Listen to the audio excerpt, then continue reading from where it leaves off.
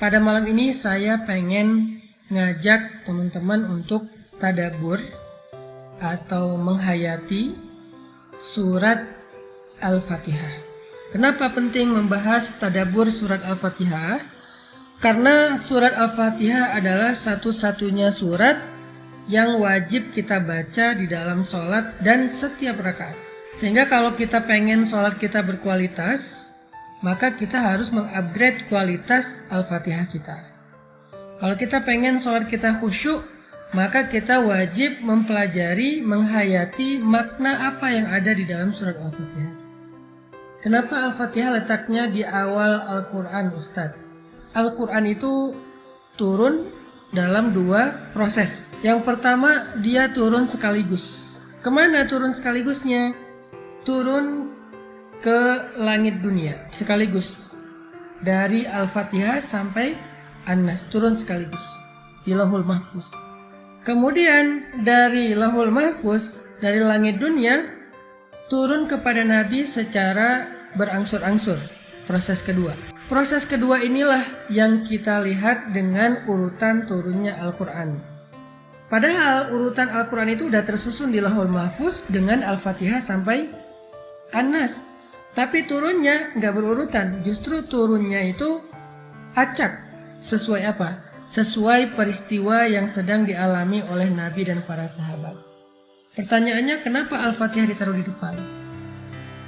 Jawabannya ada di dalam nama-nama surat Al-Fatihah, yaitu Ummul Kitab atau Ummul Quran. Lalu kenapa dia dinamakan dengan Ummul Quran atau Ummul Kitab? Karena seluruh isi Al-Quran dari mulai Al-Baqarah, Alif Lam Mim sampai An-Nas, Minal Jinnati Wan Nas, seluruh isi Al-Quran itu terangkum, terkandung maknanya di dalam 7 ayat surat Al-Fatihah. Makanya buat teman-teman jangan remeh membaca Al-Fatihah. Jangan sampai kita Al-Fatihah juga belum benar.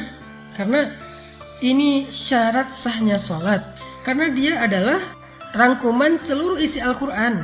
Dan sholat itu menghadap Allah. Gak ada yang lebih baik dalam menghadap Allah daripada membaca Al-Quran. Cuman gak mungkin kita baca 30 juz Al-Quran. Allah maha baik, sehingga Allah ringankan kita baca Al-Fatihah. Karena Allah tahu kalau diwajibkan 30 juz kita gak akan ada yang sholat. Ini baru Al-Fatihah aja banyak yang udah ninggalin sholat. Allah udah meringankan banget agama kita untuk kita. Masa udah didiskon jadi 7 ayat masih diburu-buru? Dari 30 juz 6 ribuan ayat, Allah diskon jadi 7 ayat, sab'ul masani, 7 yang diulang-ulang, yang keutamaannya seperti membaca 30 juz Al-Quran, masih terburu-buru. Ini keterlaluan. Artinya 113 surat yang lain yang ada di dalam Al-Quran itu adalah surat dan ayat yang menjelaskan isi kandungan dari surat Al-Fatihah. Makanya sayang kalau di dalam sholat kita terlalu fast and furious membaca surat Al-Fatihah, itu sayang. Baca yang tenang, cuma 7 ayat kok, daripada disuruh baca 30 juz. Makanya surat Al-Fatihah dinamakan dengan nama Ummul Quran atau Ummul Kitab, ibunya Al-Quran, ibunya kitab. Intinya teman-teman, bacalah Al-Fatihah dengan tenang. Libatkanlah lisan ini dengan fikiran dan hati.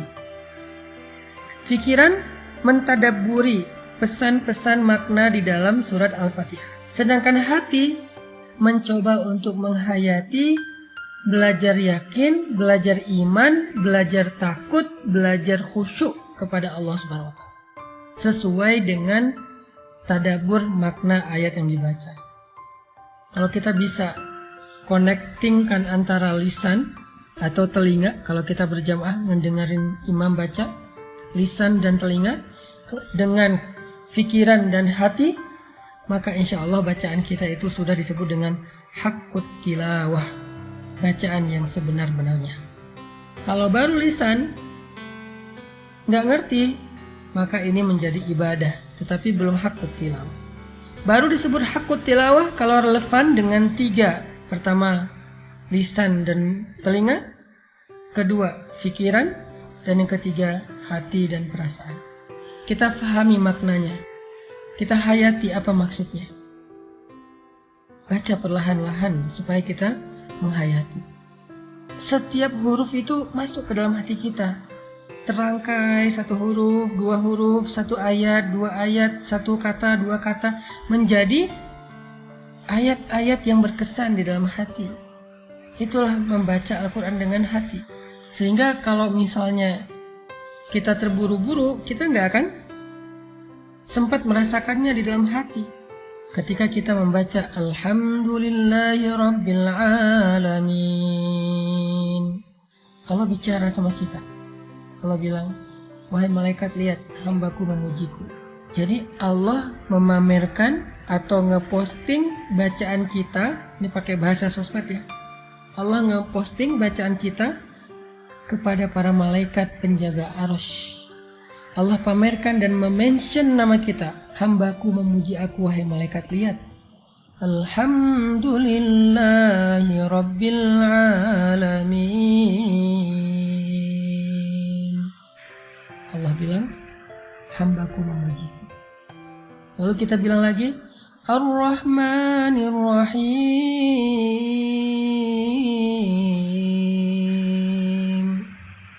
Allah bilang, hambaku menyanjungku.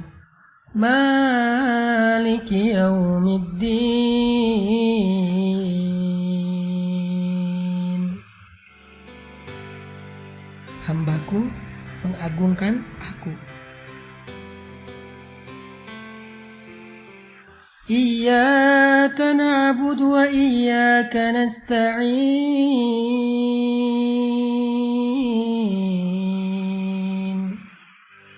Allah bilang, ini antara aku dengan hamba.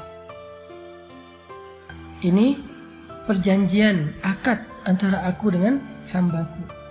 Ketika dia hanya menyembah aku, ketika dia hanya berlindung kepadaku, maka aku akan perkenankan harapan dan keinginannya. Fadhkuruni adzkurkum. Ingat aku akan ingat engkau. Ini antara aku dengan hambaku, semacam perjanjian. Jadi kalimat iyyaka na'budu wa iyyaka nasta'in itu kita kayak lagi jabat tangan, berjanji, berakad dengan Allah, sehingga Allah pun berjanji, komitmen untuk memberikan hak-hak kita sebagai hamba. Ihdinas siratal mustaqim.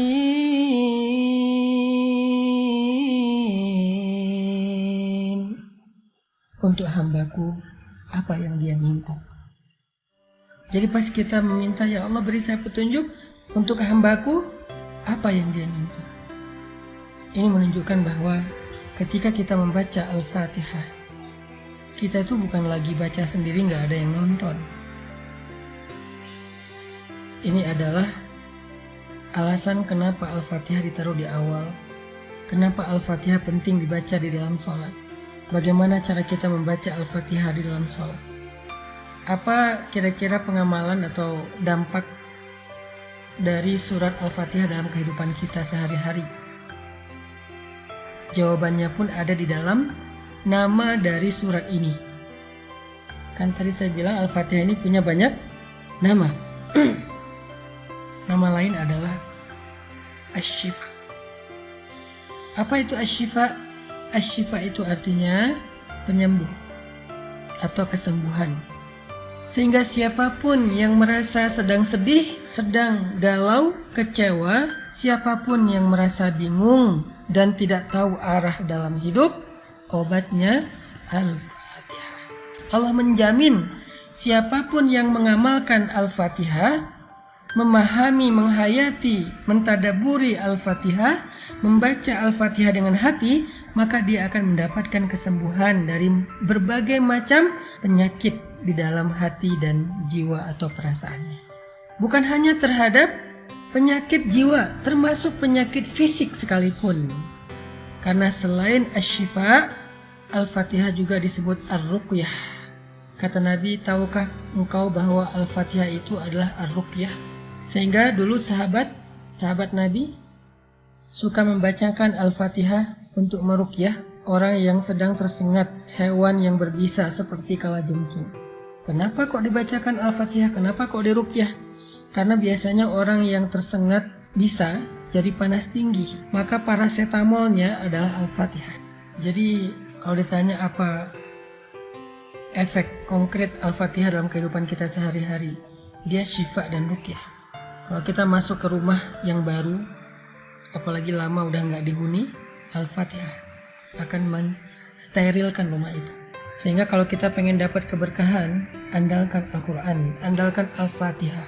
Awali hari kita dengan Al-Fatihah. Awali pekerjaan kita dengan Al-Fatihah. Tenangkan hati kita dengan Al-Fatihah.